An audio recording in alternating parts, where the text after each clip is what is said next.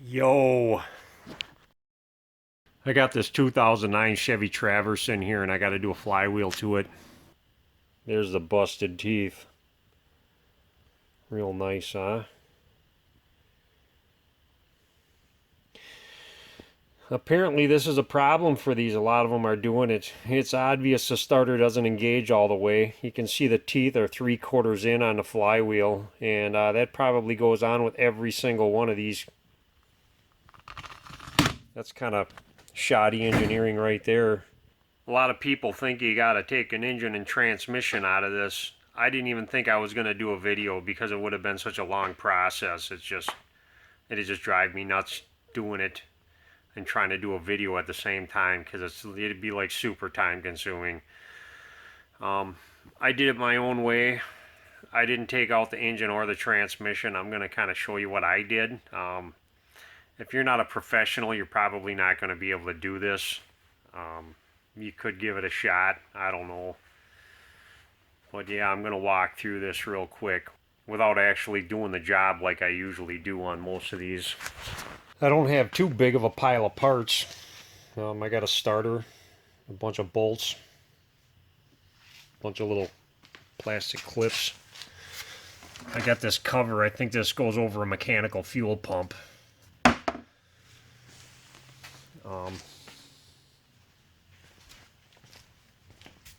What else?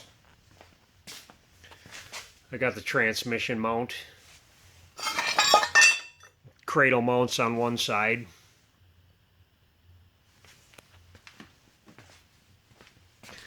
I got this bracket that goes under the cradle, the air cleaner, the top cover, and that stupid little beauty looking cover thing. That's all the parts I have. Couple bolts. Basically what I did is I took the bolts out on this side.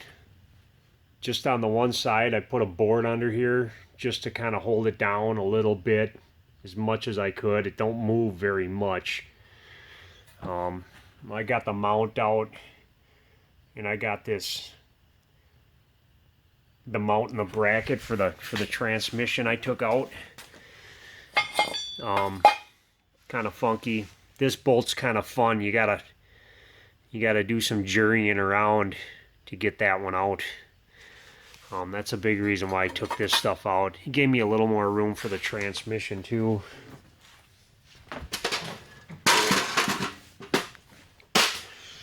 And then up here, that fuel injection, mechanical fuel injection cover I took off, that goes right here. I just kind of snaked it out, and the reason why I did that was because I put a bolt on this this intake manifold, and I just had a rusty old bracket laying around, and I bent one of my adjusters, and I get this apparatus to hold up this side of the engine so it doesn't fall down. I put a ratcheting strap on it too. The ratcheting strap goes down. It goes down to a hole right there. And it just goes up. I put another ratcheting strap on the engine and pulled it back.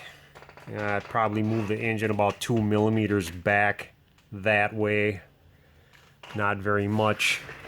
I put another strap on the transmission that moved it a couple more millimeters, probably a lot more than that, and I unbolted this transfer case. I took the drive shaft out. I probably didn't even need to unbolt the drive shaft, and I took all the bolts out for the transfer case, and I put 2 longer bolts in here just because I didn't want the spline coming all the way out, because then I won't have to line it up. I'm just gonna clean that seal surface, and then I'm gonna just squish it back together when I'm done. Hopefully it'll work that way. The driver's side, I took this strut off and I marked it. You gotta mark it or it'll throw the alignment off. So I can bolt it up the same way, because this has the This has a camber bolt on it. I don't know if I needed to unbolt that either. I took the axle out and just put it back in. I didn't know if I needed to take that axle out either. The other side I didn't.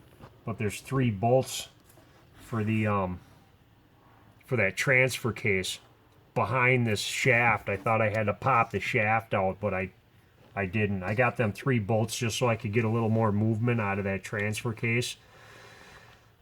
Thinking I could move it around a little better. And that's about it. A lot of jurying around, trying to figure out what I got to do just to separate the transmission enough. I mean, I don't have a whole lot of room. I can't even get my hand up in here. That's just crazy. So there's almost no room, but it's enough. You know what? Probably about 1.5 inches, 2 inches of space right here. That's as much as I could get out of this thing.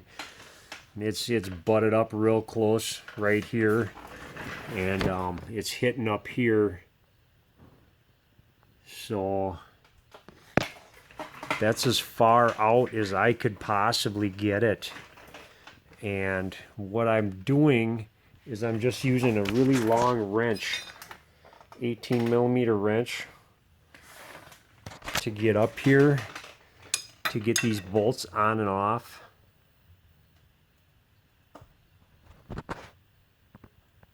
And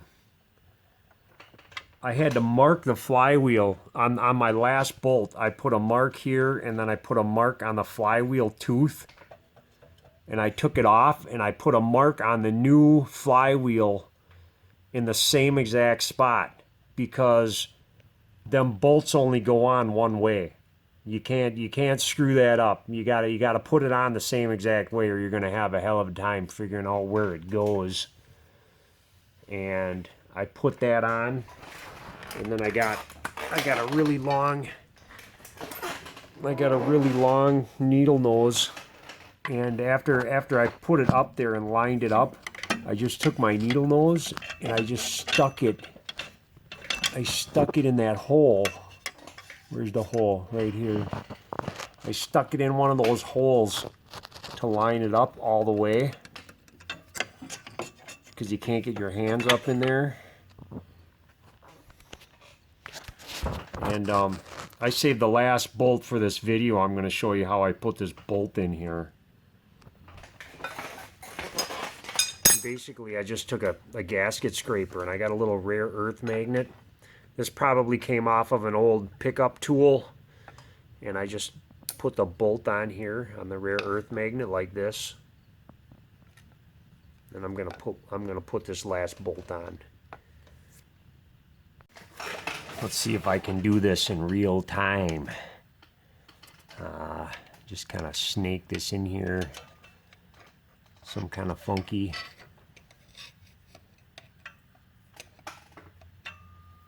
Oh, I got to turn the flywheel a little bit. I just got a 21mm on the crankshaft, so I can turn this too. And you don't want to get them tight either. I got them all loose, and then once I get them all started, then I can start tightening them up. Because if you tighten one up right away, the rest of them aren't going to line up.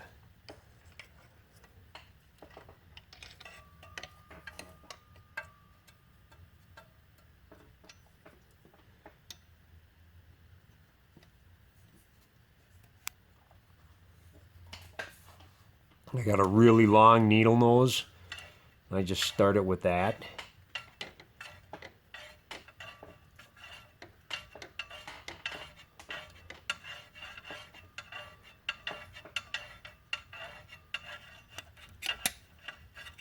And I can get my tool out, my magnetic tool, and put this sucker in.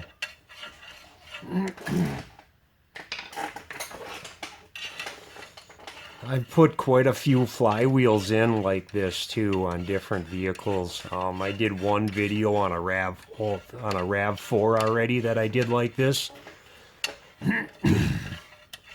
I did one on a Concorde once when I was working for somebody, because it was a complete nightmare, and I had to do a flywheel to it, and the cradle mount bolts wouldn't come out because they were all rusted in, so I'm like nuts on this, and that was the very first one that I did like this, and after that I've always been trying to sneak them in and out.